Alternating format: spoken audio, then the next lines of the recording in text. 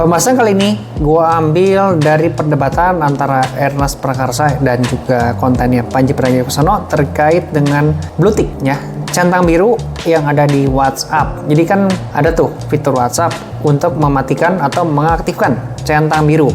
Nah, memang ini fitur yang simpel, tapi receh lah ya. Ya apa sih? Kok mesti diperdebatkan banget sih? Orang mau matiin, mau hidupin itu kok kayaknya penting banget ya. Sebenarnya secara fitur nggak ada masalah, tapi itu menggambarkan kepribadian orang. Seperti apa sih kalau orang ini mengaktifkan fitur centang birunya alias blue tick, dan kalau dia menonaktifkan alias kalau orang sudah baca, orang ada nge-WA, itu dibaca apa enggak dan membuat si pengirim pesan itu nggak tahu dengan kondisi si pembaca. Ini ada gambaran kepribadian gitu terhadap hal tersebut ya.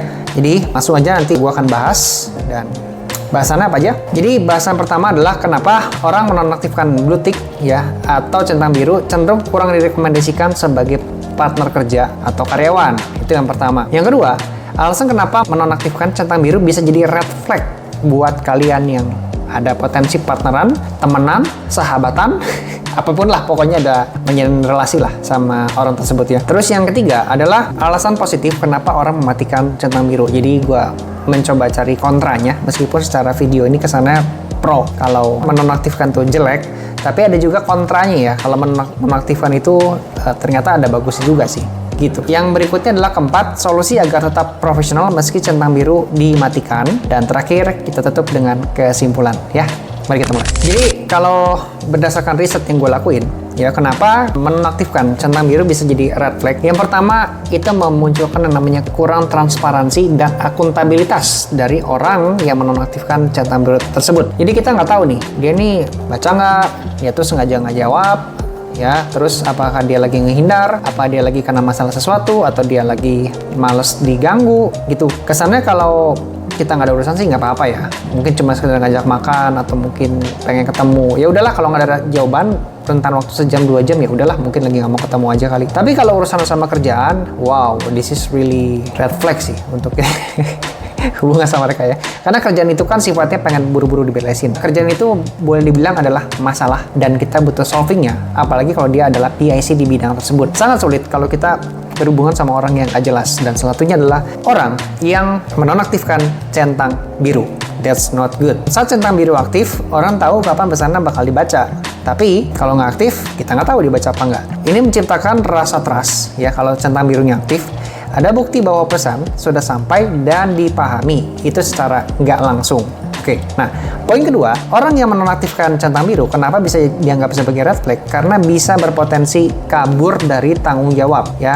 Dia nggak jelas dan nggak transparan. Dalam dunia kerja yang serba cepat, serba butuh keputusan, decision making harus cepat, dan decision making itu berpotensi untuk ubah jadi duit itu secara lebih cepat. Karena kita tahu ini cepat, jelas ini pastinya penting banget. Nah, kalau kamu matiin centang biru, orang bakal bisa mikir, wah, ini orang nggak tanggung jawab nih kalau kelihatan udah baca.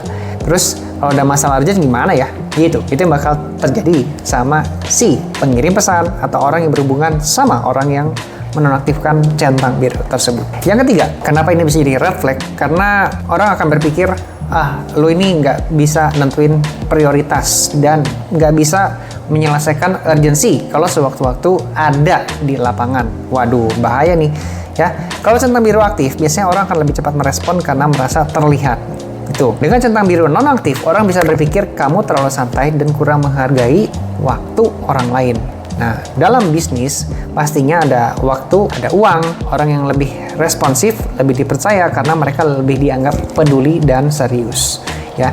Di poin nomor 4, dikhawatirkan kurang terbuka atau menyembunyikan sesuatu. Orang-orang ini yang menonaktifkan centang biru. Orang yang terbuka dalam komunikasi biasanya dianggap lebih bisa dipercaya. Ya, kalau kita menonaktifkan, orang bakal mikir dia kayaknya nggak mau terbuka nih sama progres kerjaannya nih. Jadi kasusnya mirip kayak 1MDB ya di Malaysia ya, yang korupsi dana negara sampai triliunan, ribuan triliun bahkan. Tapi ketika ditanya atau diminta pertanggungjawaban, ya dia nggak mau terbuka gitu ya. Jadi kesannya ini mirip sama orang yang menonaktifkan centang biru. Oke. Terus berikutnya orang bakal mikir dia lagi main aman gitu karena takut dituntut jawabannya gitu. Nah, itu bahaya. Terus poin yang kelima, orang yang menonaktifkan centang biru bakal menciptakan kesan kurang serius dalam komunikasi bisnis ya, orang yang nggak jelas, merasa kayaknya susah ditanya. Kemudian ini bakal bisa bikin juga rekan kerja merasa kamu tuh nggak fokus sama kerjaan yang sedang kamu kerjain ya. Jadi misalnya kamu mau punya hobi main game, tapi ternyata ada urgensi nih untuk buru-buru ngeberesin kerjaan karena ada project deadline. Dan kebetulan yang nonaktif centang biru ini memegang peranan penting, mungkin kepala tim, kepala project ya, yang mana butuh jawaban yang fast respon, tapi karena si red flag ini lagi main game yang nggak mau diganggu ya, dan nggak mau kelihatan kalau dia sudah jawab apa enggak, ya akhirnya jadi terganggu deh kerjaan ya, dan lawan bicara bakal berpikir, waduh ini nggak fokus nih, bahaya nih kerja sama kayak gini nih gitu ya. Nah sekarang kita masuk ke bab berikutnya mengenai sisi positif kalau kita menonaktifkan centang biru. Tapi tentunya kalau kita mau menonaktifkan ini secara presentasi ya, sebenarnya ini buruk, tapi ada sisi bagusnya kalau kita masuk dalam situasi dan kondisi tertentu. Misalnya apa? Misalnya kita lagi kondisi pengen ngurangin distraksi ya, lu lagi overwhelming, lagi burnout, capek lah ya sama kerjaan, mungkin lu butuh relax dan lu sudah ngabarin sama orang-orang yang berkepentingan sama lu semua kalau lu lagi nggak pengen diganggu dan slow respon, ya maybe this is good ya untuk kita menonaktifkan centang biru, untuk kita relax dan membalikkan energi positif kita supaya kita bisa lebih maksimal lagi dan produktif lagi ketika bekerja setelah relax. Ya, jadi setelah relax jangan lupa harus diaktifin lagi centang birunya. Tapi selama lagi relax, ya boleh lu nonaktifin gitu. Ya, tapi bilang dulu ke orang-orang yang berkepentingan ya. Jangan sampai lu nggak bilang, orang-orang malah bingung dan mereka berpikir lu ini bukan orang yang bertanggung jawab ya.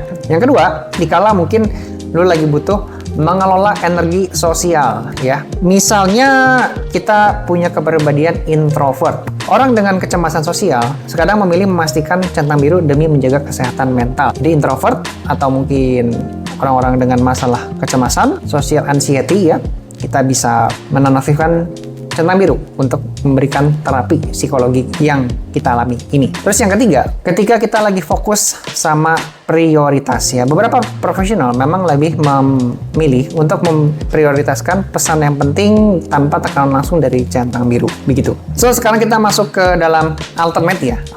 Buat kalian nih yang ternyata memang dalam kondisi-kondisi yang butuh mematikan centang biru seperti yang tadi gua sudah sebutkan ya, tapi tetap pengen kelihatan lebih profesional. Gimana dong? Nah, gampang. Gue punya 3 tips nih. Yang pertama adalah balas tepat waktu. Jadi jangan sampai orang dipending berjam-jam, berhari-hari, dan pada akhirnya mereka kesel ya, karena nggak direspon sama lu. So, balas tepat waktu sebisa mungkin ya, dan cepat ya. Terus yang kedua, komunikasikan alasannya ya, kenapa lu mematikan centang biru, kenapa, atau mungkin lu balasnya lama, lu kasih tahu juga kenapa. Misalnya adalah, bro, gue matiin centang biru soalnya lagi sibuk banget nih, sorry ya, tapi tenang aja, gue pasti balas secepat mungkin sih gitu, gue bilang gitu ya. Kemudian poin ketiga, lu bisa menggunakan format pesan yang jelas. Jadi kalau lagi sibuk, kasih kode seperti gue baca dulu ya, nanti gue kabarin. Note bro, gue follow up sore ini. Nah, itu adalah message-message yang bisa dilakuin untuk memastikan centang biru mati tapi tetap kelihatan profesional. Yang keempat,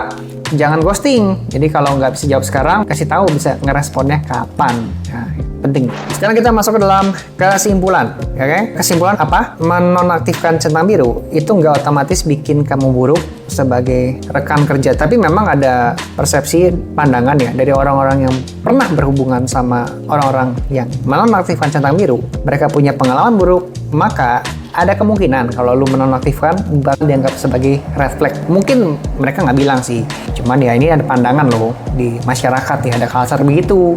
Makanya bisa jadi ketika lu yang punya motif lain, sebenarnya bukan maksudnya jelek ya, tapi karena takut terganggu, ada terapi mungkin ya, tapi kan membicara nggak tahu ya. Pada akhirnya ada kemungkinan lu bakal dianggap sebagai seseorang yang negatif lah. Makanya kita harus memberikan klarifikasi atau memberikan action yang tidak menunjukkan seperti layaknya orang-orang red flag tersebut. Oke? Yang kedua, imbangi dengan komunikasi yang jelas ya, supaya tetap bisa memunculkan kesan yang positif. Kalau kita nggak memunculkan komunikasi yang jelas, nggak memberikan reason, nggak memberikan react yang cepat, ya proven lah.